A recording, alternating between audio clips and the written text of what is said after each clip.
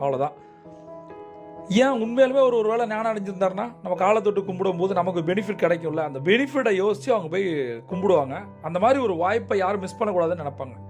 அதுபோல தான் என்ன சொல்கிறது, இதில் என்னென்னா ஒரு வேளை அந்த குரு ஞானம் அடையினாலும் உங்களுக்கு ஒன்றும் லாஸ் இல்லைல்ல அப்படின்னு ஓஷோ சொல்கிறார். இது தந்திரமானது, வியாபாரத்தனமானது அப்படின்னு சொல்கிறார் ஓஷோ. அப்பா அம்மா வராங்க, அவங்க காலை தொட்டு கும்பிட்றாங்க. அந்த குட்டி பையன் 7 வயசு பையன் ரஜப்பும் காலை தொட்டு கும்பிட்றான். பட் அந்த பையனுக்குள்ள ஒரு பயங்கரமான சேஞ்ச்.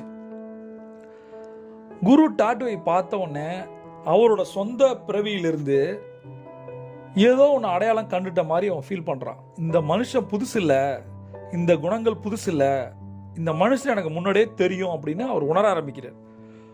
நீ ஒரு குருவுடன் வாழ்ந்திருந்தால் உடனடியாக அவரை அடையாளம் கண்டுகொள்வது எப்போதும் நிகழ்வதுதான். என்ன ஒரு டயலாக்!